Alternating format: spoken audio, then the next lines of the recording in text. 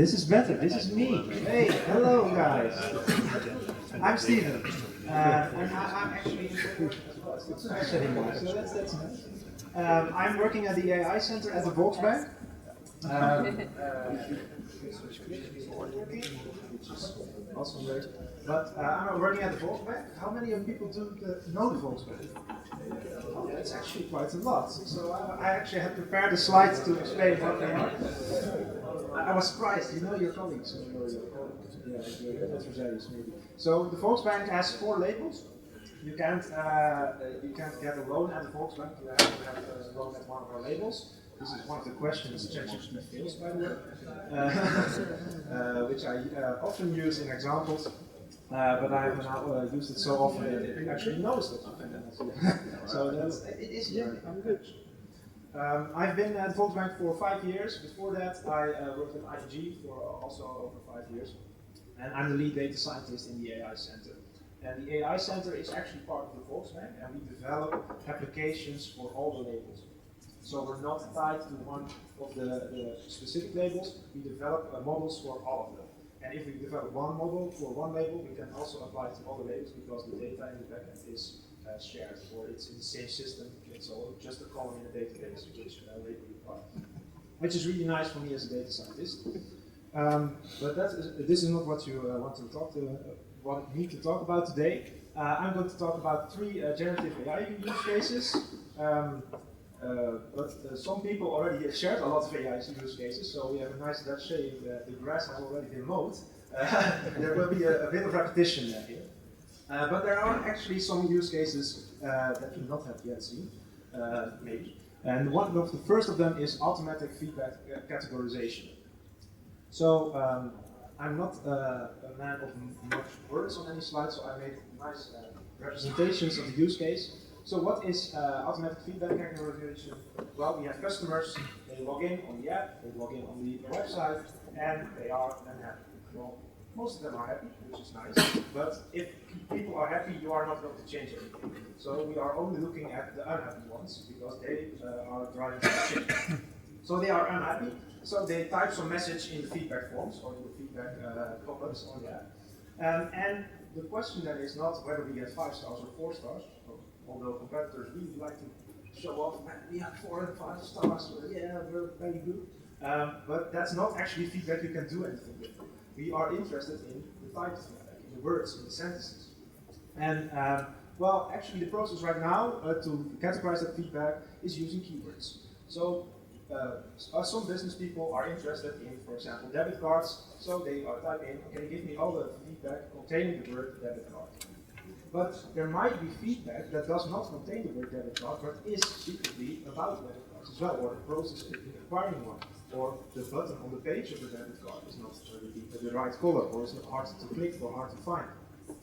So what we want is a system that is based on the meaning of those sentences. And that's exactly what generative AI can do. So it can read all the sentences and then perform categorization based on the meaning. And if you are interested in this, there are 2 really great libraries for this. So if you want to push your engineers towards some technology, GenSim is a library for topic modeling, which is finding the topics in a set of documents. And BERT topic is a generative version of that. So BERT is bidirectional transformers, basically. Transformer is the underlying structure of ChatGPT. T in ChatGPT is transformers. So BERT transformers is topic modeling using transformers. And if you have these transformers reading all those messages, you have this nice way of categorizing your feedback.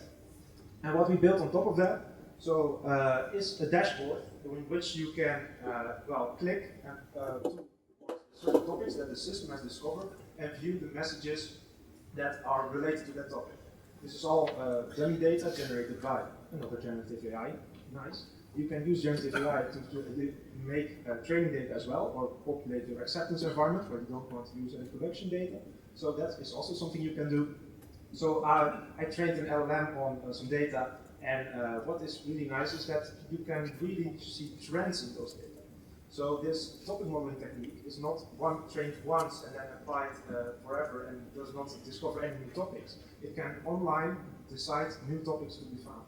So, for example, in December, a lot of customers, a lot of happy customers, typed happy holidays in feedback forms, which then bubbled up as a topic in our automatic system. So we could see that a lot of customers were wishing us happy holidays, which is nice. We're not going to change the app based on that, but it's nice that it can see trends in the data like that.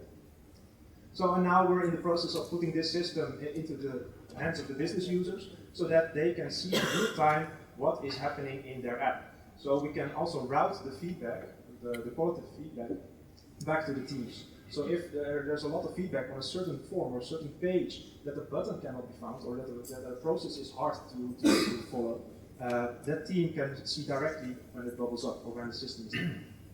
So next to technical monitoring, whether the technical systems are down, we also have qualitative functional monitoring. Well, I see we're already short on time, and this one has been talked about a lot. So I will just go quickly through this. Call summarization has been talked about a lot. If you're interested in that, OpenAI Whisper is one of the technologies that is really powerful in transcribing voice to text. And it's also actually integrated in Microsoft PowerPoint as we speak. I could turn it on, but it would not be very impressive because for English this has existed for a long time. Internally, I gave these demos in Dutch, as you probably saw because of the examples, but in Dutch it's also really good. It's cutting edge, actually. It's the best text-to-speech, voice-to-text I've ever seen. And what is really nice is, well, if you know our labels, we have one label that's mainly based in Limburg, so it's really heavily dialected. It can also deal with that to a certain degree. So that's really impressive to me, at least. So yeah, I could turn on closed captioning and you could see live in action, but again, for English it's not that interesting. Well, I can just do it for fun anyways. So let's see if my laptop can hear my speaking. And it's really confusing to see your speaking while you're speaking, so I will not look at the screen anymore. But you can see for English it works out of the box pretty well. And for Dutch it also works pretty well. But if I now switch to Dutch, I pre-configured it to listen to English. Yeah, and it also works for I believe over 100 languages. So if you are speaking in Hindi or in whatever language, Iranian, Turkish, you can do that. All kinds of stuff. And behind the back, it also works based on embeddings, which we were talking about a bit before. So it's the system that we're using to categorize feedback can also deal with all these languages. So, for example, we have a couple of customers that speak Polish and they put feedback in Polish. Well, I cannot understand Polish, and a lot of my colleagues in the customer department don't as well. But this system does. So the feedback gets categorized in the same area as the other feedback. So even if it's Polish, it will get into the same category as the Dutch comments, basically.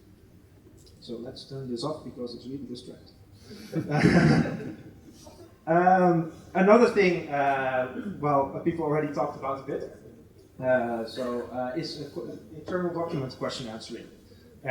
What it looks like is this. We have a big set of internal documents, we have Confluence, we have Jira, we have all these documents, and as Rohit correctly mentioned, a lot of people see a robot and want to talk to that robot. I just didn't put the brain in it, so I'm fine, I think.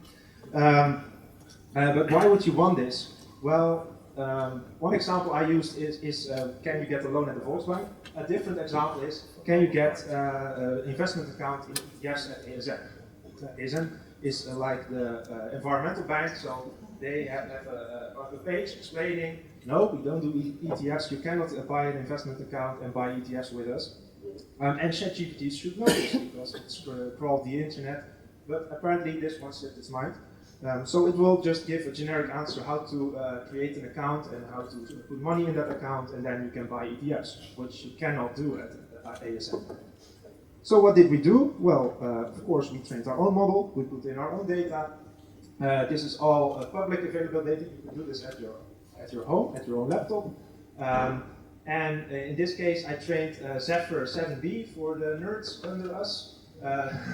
So if you go online on Hugging Face, you can just download the Zephyr model and you can run this example actually yourselves if you download the correct web page from ASM. And what it does, I can ask the question, And what is quite surprising to me is that this very small model can still talk reasonably well in Dutch as well. So that is one of the takeaway messages as well. You don't need a very big model to talk Dutch or to speak Dutch or understand Dutch. You just need the right instructions and the right fine-tuning on a small model. So, and it actually gives the sources on which page to find the answer. So that's really critical in the risk management side. Because we really wanted to have a human in the loop that verifies the answers of the machine. And that's also what Roland was saying before. And to make that possible, with ChatGPT you have to do your own Google search or your own search in your internal database. But here you get the links to the documents that are used to generate the answer. And that's really one of the foundations on which you can make reliable systems and verifiable systems. So that's also something what we are really looking into in Volksbank. Yeah, so I really try to keep it short to keep in the time frame and to have more time for discussions so you can ask questions. And if you thought, well, that Steven guy was really cool, I should connect, you have a QR code which you can scan and you can talk to me offline. Or if you didn't like me at all, you can know which page to avoid. So that's it for me.